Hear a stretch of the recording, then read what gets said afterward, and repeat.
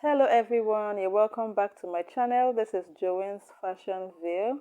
So today's video will be creating an Ankara dress for a baby girl between the age of 6 months to 1 year. So if this is your first time or you're a new subscriber, please do not forget to subscribe by clicking on the red button down below.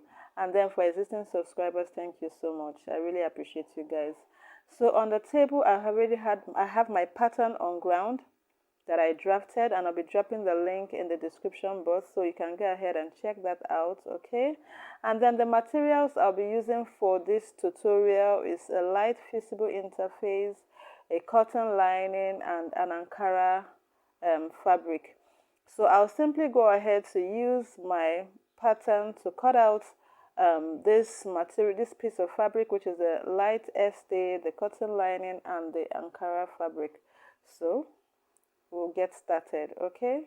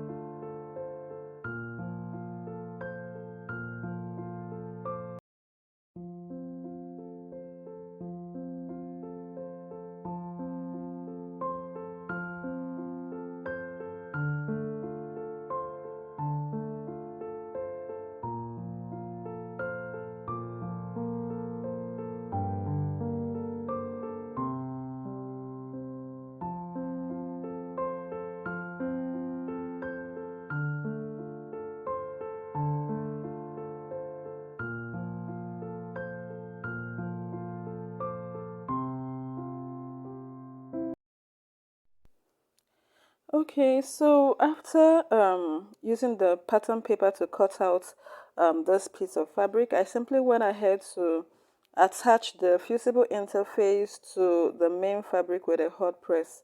Okay, so what I'll simply do next is to join the front panel to the back panel. So I'll simply go ahead to place this right sides facing each other as you see me do. Then I'll simply take it with my sewing machine and then I'll run a stitch on the shoulders. Okay, so on the shoulders, basically that is where I'll run the stitch. So I'll simply do the same for the lining as well. What I did for the main fabric, I'll apply the same method on the lining as well. So right sides facing each other, I will join the front panel to the back panel. So I'll also take this to my sewing machine and then I'll run a stitch on the shoulders. So I'll be joining both with their shoulders.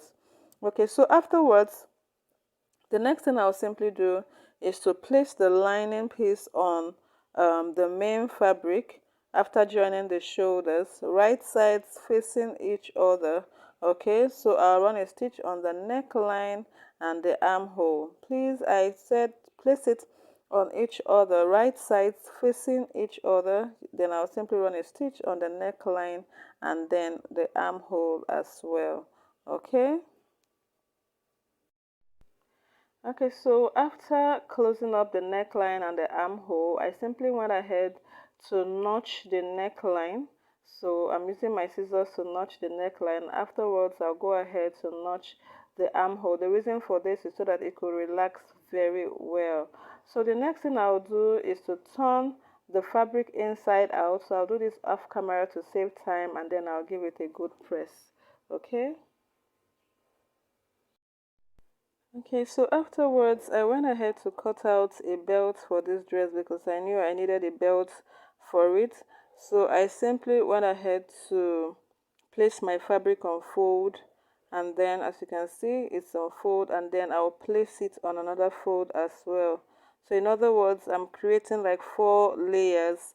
Okay, so as you can see, 1 2 3 4, we're having 4 layers after creating our fold.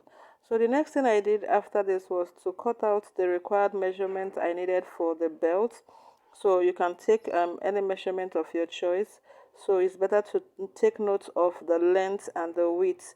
So I took about 3 inches and a length of about 18 inches, okay?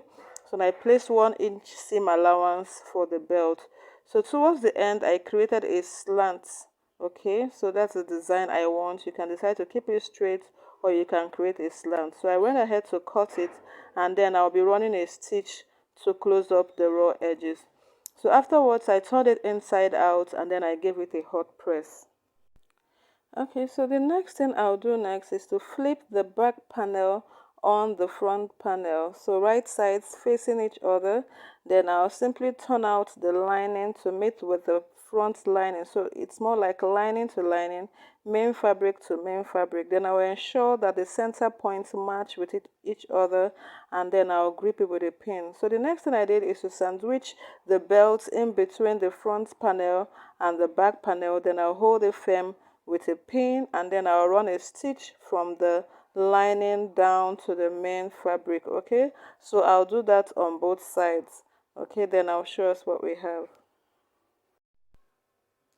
Okay, so after I was done attaching the belt to the upper part, I went ahead to cut out a piece of fabric for the lower part. The full measurement of the dress is 17 inches and the upper part is 7 inches. So 17 minus 7, we should be having about 10 inches plus 1 inch seam allowance, which is 11 inches. So the lower part should be measuring around 11 inches, okay? So as you can see, I'm taking note of the measurement for the lower part, which is 10 inches plus 1 inch seam allowance, that is in 11 inches. So I went ahead to also create out 1 inch seam allowance for the zip. That's the zip allowance for the lower part, 1 inch. So I marked 1 inch and then I created a straight line to demarcate it. So I also went ahead to mark out 3.5 inches from the beginning of the fabric down to the end. So this 3.5 inches will be used to create pleats. Okay, so the next thing I will do is to pick up the first point of the 3.5 inches, and then I'll move it towards the line before the zip allowance. So I'll go ahead to use a pin to grip it firm, okay, to hold it. So after pinning it down, what I'll simply do next is to pick up the next 3.5 inches, and then I'll move it towards the other side, more like creating a key split to match up with the second mark. As you can see, I'm making sure that the next one I picked is matching up with the next 3.5 inches mark. So I'll simply go ahead to pin it down. So you can simply give it a good press while you're pleating, or you can go ahead to continue creating your pleat till you're done. So I simply went ahead to pick up the next one and moved it towards the other side, and then I'll use my pin to hold it firm. So this is more like the second illustration for what I did previously, and I'll simply go ahead to pick up the other one and move it towards the other side. So it's like going in the opposite direction.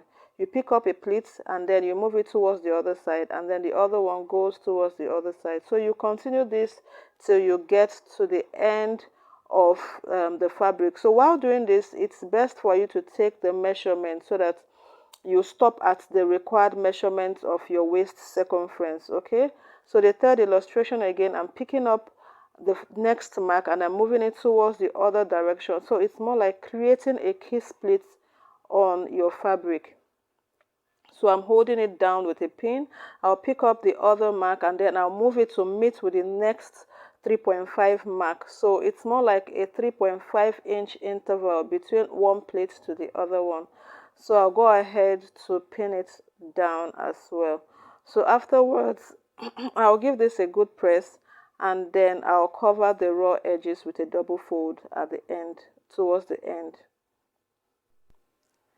Okay, so after pleating to our required waist circumference, I'll simply go ahead to run a stitch to hold firm this pleat so that we don't have any form of alteration or any form of errors after pleating. So after doing this, I'll simply go ahead to attach the lower part to the upper part of the dress, and then we can get to see the results after doing this, okay?